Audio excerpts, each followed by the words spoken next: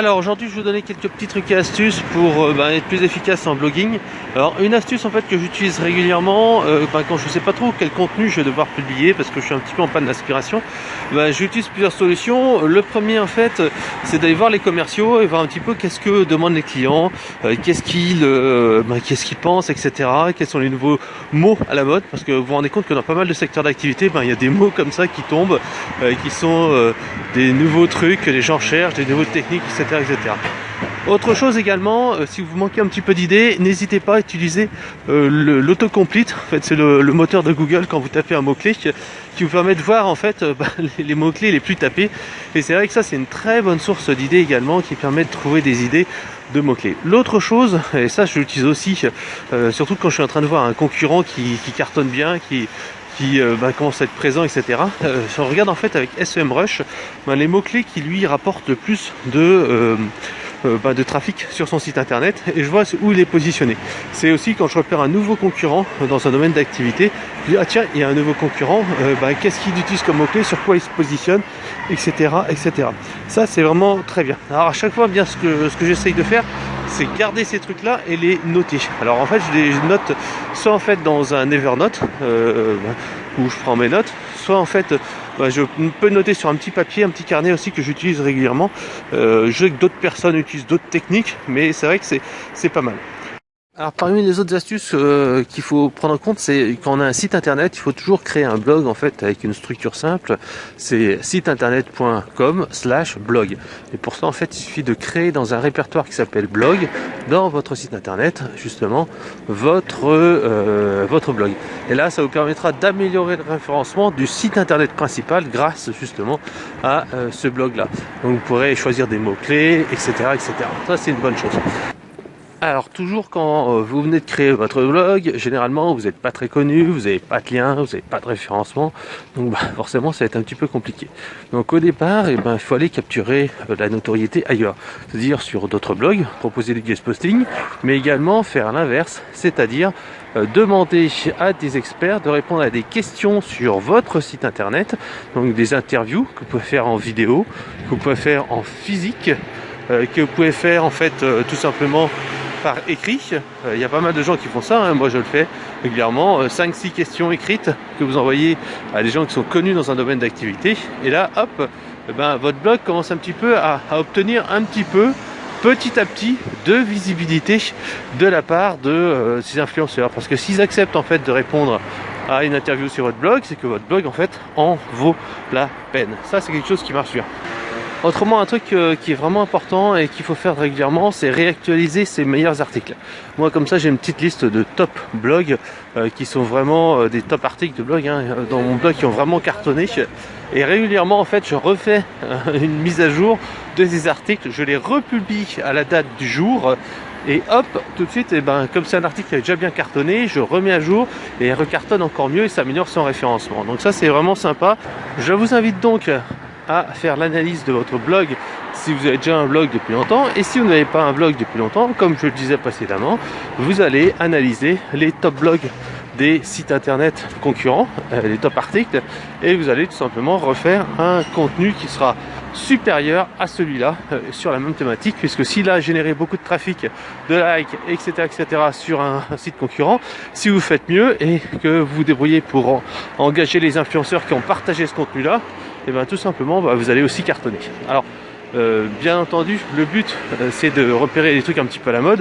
Vous allez peut-être pas reprendre un top article il y a 5 ans ou 10 ans. Ce que vous faites, c'est que vous vérifiez aussi sur BuzzSumo, Social Bearing et Twitter, les articles qui sont le plus partagés et le plus lus, en fait, retweetés, etc. Et là en fait vous aurez les derniers sujets à la mode sur lesquels vous allez pouvoir parler. L'autre point, c'est de ne pas oublier, à chaque fois que vous faites un article de blog, d'ajouter un appel à l'action. Alors un appel à l'action, ça peut être bien sûr commander mon produit, mais malheureusement de plus en plus c'est compliqué que les gens souscrivent directement à votre offre comme ça du jour au lendemain. Donc c'est plutôt commencer par une technique de petits pas, c'est-à-dire que vous allez offrir un bonus, une checklist, quelque chose comme ça, qui est souvent lié au contenu. Par exemple, vous avez un article sur comment écrire un article de blog, et vous proposez après une checklist où vous expliquez pas à pas comment réussir un article de blog. Et donc les gens qui ont lu l'article et que vous leur dites voilà, il y a un truc encore mieux, il y a tout le détail, pas à pas, comment faire, avec des astuces, des outils, blablabla, ben forcément ils vont être intéressés pour télécharger cette checklist. Donc toujours à la fin des articles, rajouter ce call to action qui peut être donc souvent un bonus qui est complémentaire au contenu que vous avez déjà sur l'article de blog, ce qui vous permettra d'avoir beaucoup plus de trafic et de conversion surtout sur ces éléments-là. Alors si vous êtes un freelance ou même si vous êtes une grande entreprise, n'hésitez pas à utiliser votre blog et surtout la page Facebook pour montrer un petit peu le côté humain de votre entreprise. Ça c'est quelque chose en fait qui manque trop souvent. Je connais encore même certaines entreprises qui me disent, surtout en B2B, qui me disent non mais moi la page Facebook ça ne me sert à rien, Facebook c'est pour le B2C, etc. Et pourtant c'est vraiment important pour plusieurs raisons. La première c'est qu'avec Facebook vous allez pouvoir avec votre compte faire du Facebook Ads, donc de la publicité, donc générer des prospects ciblés, mais en plus vous allez pouvoir donner une image un peu plus humaine, un peu plus sympa à votre entreprise. Alors c'est vraiment intéressant, surtout dans des secteurs d'activité où en fait c'est compliqué de vous différencier des concurrents, où c'est compliqué de recruter. En effet, par exemple dans le domaine de l'informatique, c'est pas simple en fait de recruter des bons développeurs, et donc souvent ce que font les entreprises, prennent des cabinets de recrutement qui sont là pour convaincre, etc. etc. Et parfois il faut attirer des candidats qui ont le choix entre plusieurs entreprises. Donc dans ces cas-là, la culture d'entreprise, l'ambiance, etc. est vraiment importante. Or, en fait, souvent, ça ne transparaît que grâce à l'entretien qu'on passe avec le DG ou avec le manager, etc., qui n'est pas forcément très fun et qui n'est pas tout le temps engageant. C'est pour cela en fait que la page Facebook est intéressante parce qu'elle montre un petit peu le côté entre guillemets caché de l'entreprise, où on rencontre en fait qu'est-ce qui se passe, comment va l'ambiance, des soirées, etc., etc. Alors bien sûr, il ne faut pas non plus montrer des photos de soirées où tout le monde est à table en train de faire n'importe quoi, parce que quelque part c'est l'argent des clients qui est en train d'être dépensé là comme ça. Il faut montrer en fait vraiment quelle est l'ambiance, s'il y a des anniversaires, s'il y a des kick-offs dans des lieux intéressants, s'il y a des soirées avec des clients, etc., etc. Donc montrer cet aspect un petit peu off de l'entreprise qui, d'une part la rend plus sexy, et deux, en fait, tout simplement, la rend plus humaine. Et ça, c'est vraiment important parce que de plus en plus, on va pas s'attacher à une entreprise toute seule, mais on va s'attacher un petit peu à son contexte, qui sait, parce que les produits et les services sont tellement similaires.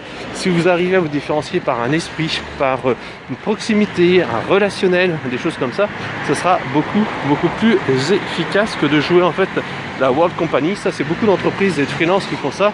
Ils font comme s'ils étaient 10 000 personnes dans l'entreprise, avec des communications, ils essaient d'avoir un super site pro, de dire nous, alors qu'ils sont tout seuls, alors que au contraire, si vous êtes 2-3 personnes, que vous êtes des experts, que vous avez de la passion, et que vous montrez que vous avez beaucoup de clients et des choses comme ça, ce sera beaucoup plus efficace que d'essayer de jouer la World Company et à essayer de rivaliser avec d'autres personnes. Le combat de David contre Goliath, il marche toujours. Alors ce principe il doit être décliné bien sûr à tous vos supports de communication. Il y a beaucoup de gens et beaucoup d'entreprises et encore plus de freelance qui s'embêtent pas, qui prennent en fait souvent des images de stock photos, genre Photolia, genre Dreamstine, en fait avec des photos pour illustrer leur site web, leur communication sur les médias sociaux, etc. Avec tout le temps en fait des trucs très corporate qu'on a déjà vu 50 000 fois. Or ça en fait malheureusement ça renforce en fait cet aspect un petit peu sans tâche, sans émotion d'une entreprise, et forcément ça ne permet pas de vous distinguer par rapport aux concurrents. D'où l'importance de changer un petit peu ce look là, prendre des photos de votre entreprise, de vos vrais clients, des choses qui soient vraiment vraies et qui ne fassent pas un peu faux, parce qu'en fait quelque part dans un processus de vente il y a beaucoup d'irrationnels qui se passent en fait, et l'irrationnel c'est parfois des photos qui font pas vrai. Si on a déjà vu 50 000 fois une personne sur une photo, comme on le voit souvent, qu'est-ce qui se passe? Les gens n'ont pas confiance et ils se disent mais ouais, ok, d'accord, il est comme tous les autres. Par contre, si vous montrez des vrais clients, si vous montrez des vraies personnes de votre entreprise, là vous serez vraiment différent. Alors ce qui est important également, c'est de supprimer les dates de ces articles. Alors ça c'est bien sûr ce que détestent les journalistes. J'ai déjà eu des remarques parce qu'en fait quand c'est pas daté, on ne sait pas de quand justement date l'article, s'il est toujours utile pas. Et pourtant en tant que blogueur c'est important de le faire, puisqu'en fait comme ça les gens continuent de de lire votre article et le partager. Si la date est trop vieille, je l'ai remarqué, hein, vraiment, les articles sont plus partagés parce que les gens disent, bah voilà, c'est obsolète.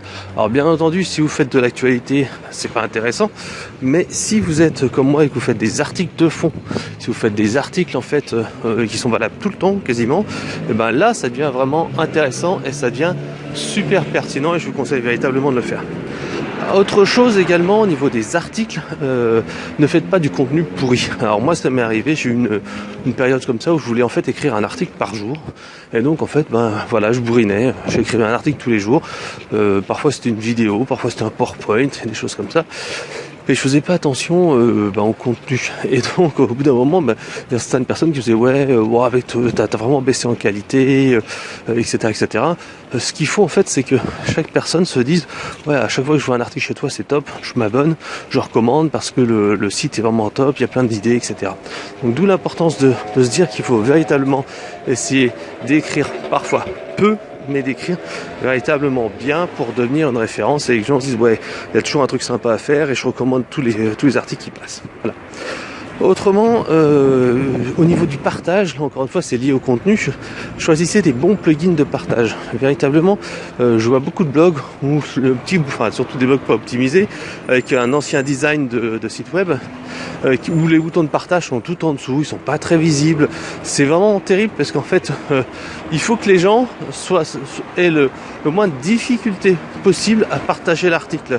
Moi en fait si vous regardez sur mon site il y a même deux barres, il y a une barre à la fin des articles et une barre en fait qui est rajoutée par le thème pour le partage et ça je le fais parce que tout simplement faut que ça soit hyper naturel. Après il existe des plugins qui permettent de le faire de manière beaucoup plus simple, par exemple il y a Sumomi qui est en fait une barre qui est disponible, il y en a d'autres également qui existent et qui permettent comme ça de partager de manière beaucoup plus simple les contenus. Voilà.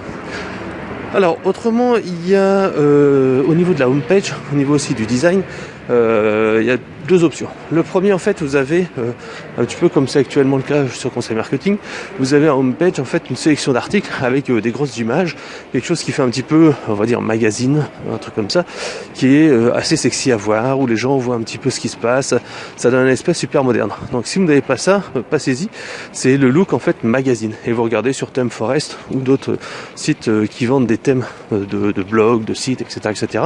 Vous pouvez regarder dans la thématique newspaper ou magazine et vous verrez en fait qu'il y a comme beaucoup de thèmes comme ça qui permettent d'avoir une homepage qui est très sexy, très visible, où les gens peuvent voir quelques articles et les sélectionner. Après l'autre possibilité, et c'est ce qu'on fait plutôt lorsque vous avez des prestations, quand vous êtes consultant, freelance, quand vous avez un produit, en fait vous optimisez votre homepage pour la capture et donc là vous n'avez pas la liste de tous vos articles mais vous avez uniquement on va dire une présentation rapide avec une grosse photo. Vous avez en fait une proposition d'un guide gratuit ou quelque chose comme ça pour capturer et ensuite vous avez votre fameuse call to action, télécharger mon guide, etc. Et en dessous uniquement vous avez les articles, les derniers articles à télécharger, etc. ou à consulter. Donc ça c'est une optimisation. Il y a deux choix possibles à faire, soit vous êtes freelance ou consultant et vous avez ce choix dans la page de capture homepage, soit en fait vous mettez dans le site éditorial et à ce moment-là vous avez le contenu.